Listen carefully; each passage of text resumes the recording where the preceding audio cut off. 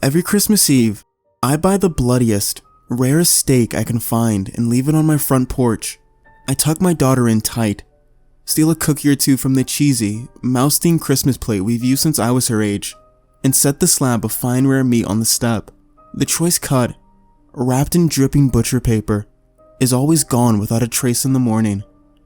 I've been doing this since I was a little girl, nabbing change from my parents' couch cushions and card trays the other 11 months out of the year. I'd collect it all in a pickle jar until I could afford the big purchase a week before Christmas. The thievery never seemed to count, as long as the money was going towards that. Each year, like clockwork, my wife asks me why I still do it. I just tell her it's a token of appreciation for an old friend. If she thinks I'm crazy, she's never given so much of a hint as to it. It doesn't matter either way. I know I'm not crazy. Because I remember that night as clearly as if it happened yesterday. Because I used to have a brother. Jack and I were never close. There's not much that a 9-year-old and a 16-year-old can have in common. And it always kept a wedge between us. Christmas time was no different. Since I'd been old enough to remember that time of year, he hadn't had a holly jolly bone in his body. It was always left to me and Mom to deck the halls, bake Christmas cookies, and watch Santa Tracker on the desktop computer until my eyelids got too heavy to stay open. His not-so-silent nights were spent getting up to trouble with his friends. Christmas mornings with my brother are a haze of disappointment, never receiving even the tiniest gift from him. For some reason, even with the little amount of interest or affection Jack had shown me in my short life, I desperately wanted him to like me. Instead of macaroni art or other cute, misguided acts of love, I decided imitation was the best way to his heart. It started small, but at pushing 10, I had become hell on wheels. I stole anything that wasn't nailed down. I drew with crayon all over the walls, and I gave the cat a cold bath, which was, in my mind, the highest sin someone like me could commit. But in reality, was only a mild annoyance to both my mom and the cat. I even made my mom cry when I broke a special vase she inherited from her grandmother, when I was using a slingshot in the house like I wasn't supposed to. That one I felt a little bad about after the fact. But everything else was quite literally child's play. And to say that I was a brat at that age would have been an understatement. In the end, all of it amounted to nothing. Jack didn't spare me more than a passing glance. Even when I covered his bed in hair from one of my Barbies, or put a lizard in the bathroom when he was brushing his teeth. Still, if anyone was on the naughty list that year, it was me. None of it mattered at all when Jack went missing. The Christmas tree was already up by then, and presents from relatives had been stuffed underneath while still leaving room for Santa's visit. I'd learned some years ago that, naughty or nice, there would be presents waiting for us under the tree all the same. One snowy night, Jack had gone out with his friends again with little fanfare, but his bed was empty in the morning. They say a mother knows, but I wouldn't understand that feeling until later in my life. We were supposed to go to the Christmas village at the mall that day, but my mother took the day she called off for me instead to look for my brother. I had to ride around in the back of the car as she scoured the icy streets, and I only got angrier and angrier. "Can't we just go to the mall, Mama? I want to see Santa." My mom said nothing to that. "Why are we still out here? Jack isn't here." Still, nothing but silence. "I don't want to ride around anymore, Mama. I want to go to the mall. Jack is probably doing this on purpose." "Stop, Mina," was all she said in return, cold and quiet. "He doesn't even like us, Mama. He's doing this to ruin my day because he's the worst brother ever. I hope he stays gone." I still cringe when I think about saying those words. The car screeched to a halt in the middle of the road, and if anyone had been behind us, they would have plowed through the back and that would have been it for me. "You are a rotten little girl," she said, turning back to me with hurt in her eyes and venom in her voice. "And I hope you get exactly what you deserve for Christmas." My tiny heart shattered in my chest, and I broke into sobs. My mom instantly softened, apologizing over and over, assuring me she hadn't meant it. I let her climb into the back seat and pull me into a remorseful hug. We went to the mall after that, but my mom was spacey and elsewhere. It bothers me enormously now to think about the way I handled my brother's disappearance. But young children seldom process things the way they should. My choice had been to ignore it. After a day had gone by, my mom had called the police. By day 3, she spent all her waking hours searching for him and helping the search however she could. By day 5, all the Christmas decorations were coming down. She said she didn't want to celebrate without him, and my dad wasn't around enough to argue with her. Everything was gone except the tree, and I couldn't have been more angry at her. She tried to take down every last shred of holiday joy I had the night before Christmas Eve. I caught her with a wine bottle in one hand and trying to tug the string lights from the branches and sending ornaments skittering all over the floor with the other. "What are you doing?" I yelled at her. "Christmas is cancelled this year." She slurred at me. I don't blame her for getting as drunk as she did now, but back then, I fumed. "No, it's not. I want Christmas. I don't care about Jack. He's not even here. If he cared, he would be here. He probably ran away." My mom swung around to look at me, eyes full of rage and despair. "Don't you fucking talk to me like that. He's your brother. Your goddamn brother." My mom never swore at me like that. I cowered back just a little, but I matched her volume and stomped my foot down hard. "He's not my brother. Brothers are nice to their little sisters. He's never been my brother." My mom dropped to her knees and wept. "My boy," was all she would say. "My boy has left me." I just stared at her, tears forming in my own eyes as I looked back up at the tree. Then I started picking up the ornaments and putting them back on without saying anything. I stayed there with her for a while, at least until her drunken sobbing had stopped. She stumbled to the couch and I laid a blanket over her.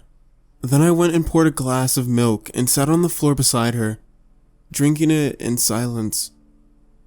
The half-hung Christmas lights blinked on and off festively despite my mother's efforts, and I knew the argument was over. The tree would still be there in the morning, even if Jack wasn't. We did our best to be cheerful on Christmas Eve. My dad was there for all about 2 hours until he was shipped off to his third job. My mom made cocoa and put on the American Dad Christmas specials. Every other day of the year, she was careful about what I watched, like any mom is with their child. But this was our special tradition. I fell asleep with my head on her lap, on the couch. Chocolate dried all over the edges of my mouth, and cookie crumbs on my pajamas. There's something special about waking up in your own bed as a kid when you know you didn't fall asleep there. There are few greater feelings than knowing you're loved enough for someone to carry you across the house into your room, making sure you're safe and comfortable. Snowflakes fell gently outside my window, and I could hear the TV droning quietly in my mom's room down the hall. I pulled the comforter off the bed, wrapped it around my shoulders like a cape, and tiptoed to my door. After a minute or so of listening out for Santa Claus, I went to my mom. Gently, I pulled the wine bottle from her hand and set it on the nightstand. Then I pulled the covers over her. I left the TV on, turning it to the holiday music channel because I knew the noise helped her sleep. I knew I should go back to bed, but curiosity won out. I had to see if Santa had come.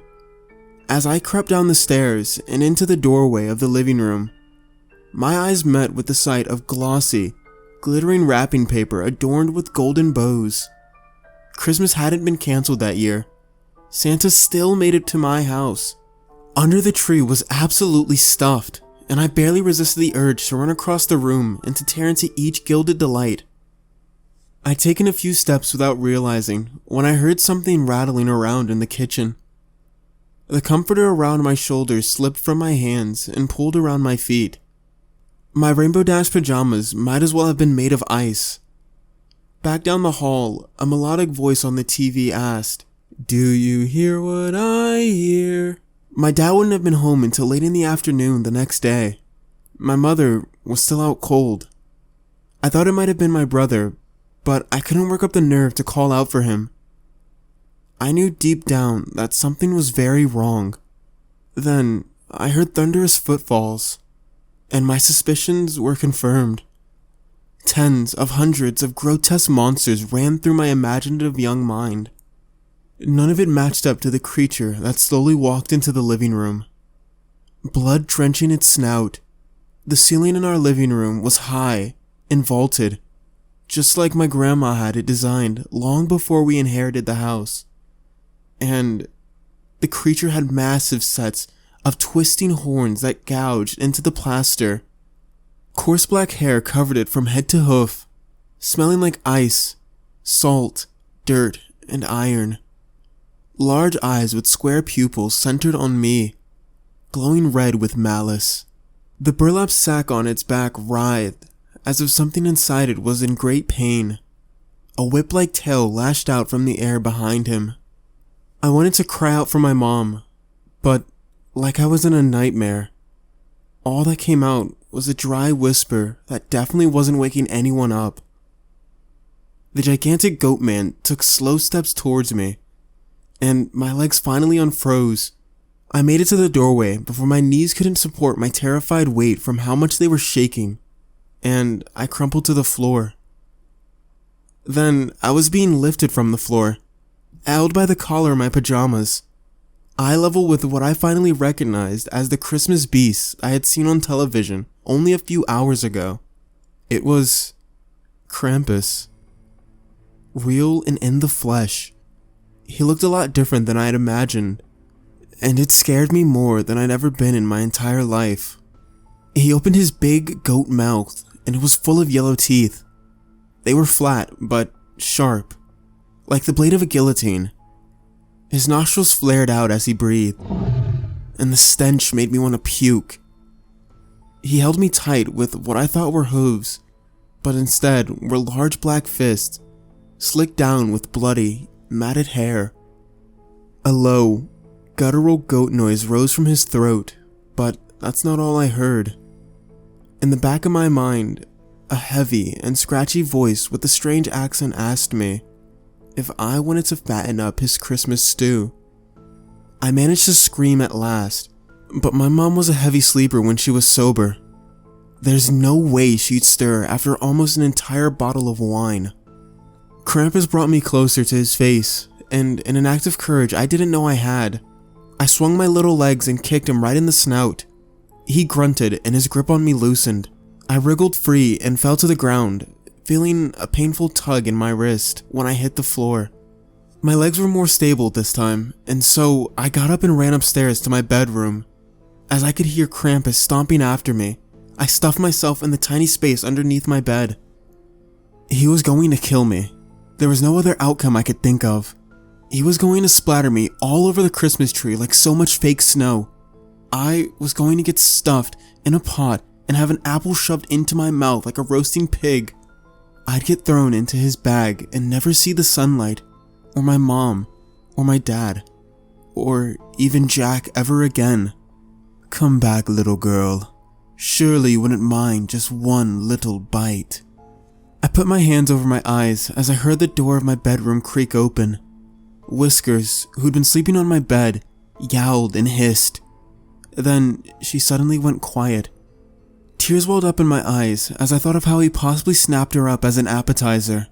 The silence stayed, dragging on for what felt like years. The wooden floor underneath, where I curled into a fetal position, chilled me to the bone. I wondered where Jack was at that moment. I just couldn't understand why he wouldn't be here for Christmas. I couldn't forgive him for making my mom so sad. But despite all that, I wished so badly that he would come back.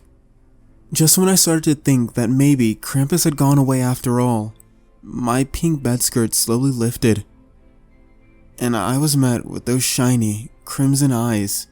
He flashed his teeth at me in what I assumed was the best grin a goat face could make. and with a dry squeal, his raspy voice in the back of my mind went, "Boo." He licked his teeth with a long black tongue, and I let out a cry. When he reached for me, I scrambled from under the bed and leapt across it. I'd barely missed being disemboweled by one of his gnarled horns as he rose from the ground. I didn't think, I just ran. I had to get away. Behind me, he was still growling threats about the awful things he'd do to me. "What will I make you into, little girl? Maybe a nice mince pie, or maybe I'll roast you over an open fire. I'm sure you'd love a nice tasty stay in the oven for a few hours. You'd just fall off the bone, wouldn't you?" When I made it to the stairs, I lost my balance halfway down. They were steep and made of old wood, and I'd always been afraid one day I'd slip and fall. All I could do when I hit the bottom was lay there on the floor and cry out for my mom and dad. I sprained my ankle, made the one wrist worse, and covered myself in bruises. The tramping of hooves followed after me, and I wish he would just catch me and get it over with. "I'll catch you eventually, little girl. Nothing can save you now." But then, it all stopped suddenly. I looked around through bleary eyes, trying to figure out why. That was when I saw him. He was standing in front of the tree, staring down at all the presents and not moving a muscle. His back was to me, but I didn't care. He was here. My brother was here, and he would save me. He would wake my mom up, and they'd call the police, and Krampus would get tased in the face. Jack, help me. Please, it's Krampus. He wants to eat me.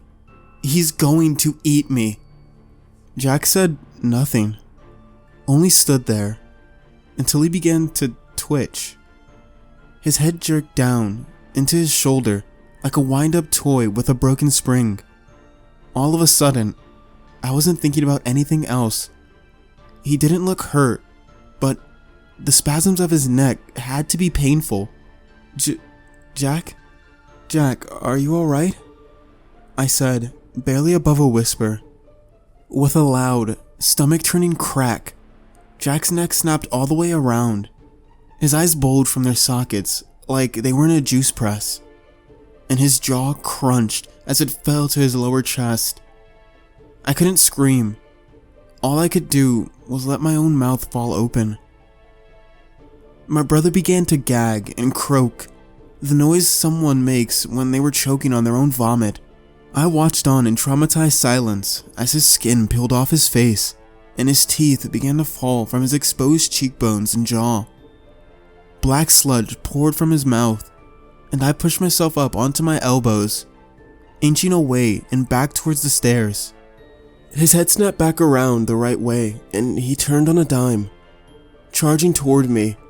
The fear, confusion, and despair mixed into one, tearing from my chest in a howl as he launched on top of me. Elongating nails scratching at my face, I was drenched in whatever was oozing out of his mouth, and it felt like the cornstarch monster we made in class only 2 months ago. The thing that wasn't my brother anymore reared its half-flayed head back and screeched. What skin was left on his face was turning swollen and blue-green. "I don't want to die. I don't want to die." It was all I could say, through frantic gasps of air as it grabbed at my throat and began to squeeze. My bladder let go as my vision began to blacken. Then there was a loud crunch, and a shining black hoof, covered in globby blood, was inches away from my face. It had slammed straight through the monstrosity's head. A minute passed. Nobody moved. Air returned to my lungs as I heaved and wept. Then Krampus shook the corpse of my imposter brother off his hoof like he stepped in mud. The egg leaking from its head splattered across my mom's rug. In the moment, all I could think was that was my grandma's rug, and my mom was going to be sad. "Hey, kid, calm down. It's alright. You don't need to cry like that." The black stuff was drying on me, and it smelled like gasoline and rotten eggs. I covered my eyes with my hands. They couldn't stop shaking from the shock. No. It's not alright. My brother is a monster, and you're going to kill me and eat me now. My mom is going to be all alone on Christmas." There was a pause. "Okay, you're right. It's not all right. But listen, kid, I'll level with you." Krampus crouched down to my level and continued to speak in my mind through snorts and huffs. There was no malice in his eyes anymore, just confusion and something that was almost worry. Something in his tone calmed me just a bit. I wiped at my eyes, and Krampus lifted me off the ground again, easily, with one hand. But this time, he sat me down gently on the couch. "I wasn't going to actually make you my Christmas dinner or anything like that. I just wanted to scare you straight. You're not like some of the other little brats I'll be visiting tonight. You're not evil. But that thing, what was that?" I hiccuped a little as I tried to stop crying. My still developing brain was already working double time to fuzz over the nightmare that I'd just gone through, dampening the memory of my brother's eyeballs bursting all over my face. I don't know. How would I know? It looked like my brother, but it wasn't. It wasn't him. Krampus looked at the mangled corpse he'd kicked across the room, then back at me. He looked just as puzzled as I felt. Furry eyebrows raised in surprise in a way that might have made me laugh if the circumstances were different. "Of course you don't. Oh boy. Alright, your brother was on my list anyway. I think it's best we just call this one done. Here's what we're gonna do, okay? I'm going to go, and you're going to wake up safe in your bed in the morning like none of this ever happened. Be good from now on, kid. If you've got to be someone else to find favor with a person, even if they're your family, you shouldn't be looking for it." Thank you for saving me," I said, voice still trembling a little. "Don't mention it. I don't want to see you next year." I only nodded. Nothing sounded better than being in bed asleep. My sniffles died down and my eyelids began to get heavy. "Merry Christmas, kid. Man, this job gets weirder every year." True to his words, my eyelids slid closed, and I woke up the next morning snug in my bed. My bumps and bruises were all gone, and my pajamas were clean and dry. My neck felt a little tender from where I had nearly been strangled, but that was it. I raced into my mother's room, but not for any other reasons I should have. I hadn't noticed the absence of the wine bottle. I was too focused on rooting my way under the covers into her arms. To my surprise, she woke up almost instantly, with no sign of the usual hangover. "Mina? Mina, what's wrong?" When she saw my tears, she wrapped her arms around me and pulled me into bed with her. Something bad happened last night, Mommy." She stroked back my messy hair and kissed my forehead.